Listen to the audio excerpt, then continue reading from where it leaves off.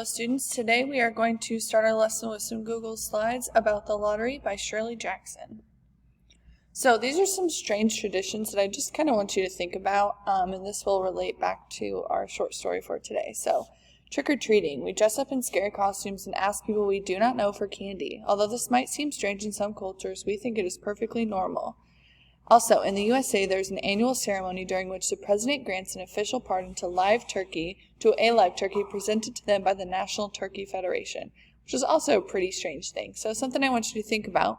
Why do you think we continue to follow traditions even though they might be a bit strange? So our author is Shirley Jackson. She is the author of The Lottery. She was born December 14th, 1916, and she died August 8th, 1965. She died at age 48. She was born in San Francisco, California, and she later attended Syracuse University in New York, where she became involved with the university's literary magazine and met her future husband, Stanley Edgar Hyman.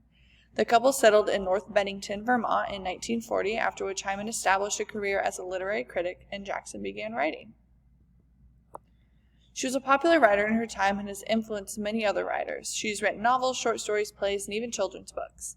She is best known for her short story, The Lottery, written in 1948. She also wrote The Haunting of Hill House, which is a very popular Netflix series that came out last year.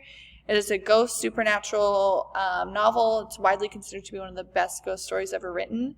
And by the 1960s, her health began to deteriorate significantly as a result of her increasing weight and cigarette smoking, ultimately leading to her death by a heart condition in 1965 at age 48. So she died very young, unfortunately. All right, a little bit about our short story. It was published June 26, 1948. It was first published in an issue of the New Yorker magazine. It describes a fictional small town in contemporary America which observes an annual rite known as a lottery. The purpose of the lottery is to choose a human sacrificial victim to be stoned to death to ensure the community's continued well-being.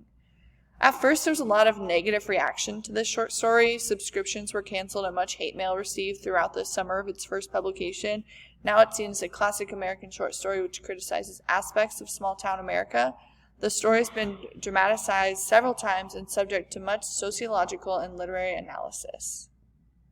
Some themes we'll see in the short story. Some people have said that the short story can be a condemnation of religion. This can be seen in the depiction of control, sacrifice, mob mentality, and blind faith. Some think these tradition rituals and beliefs do not hold a place in the modern world. Symbolism. Symbolism is a thing that stands for or represents something else. And I want you to think about what the following names symbolize. Mr. Graves, Mr. Summers, Mr. Warner, and Mrs. Delacroix.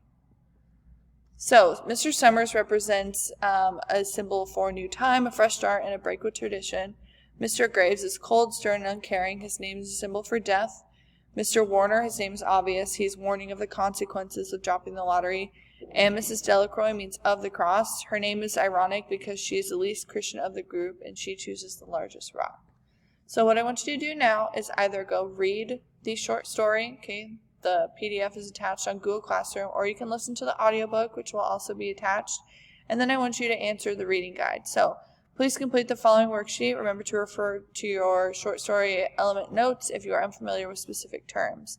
So answer these guys over here and get that turned in. Please let me know if you have any questions. Have a good one.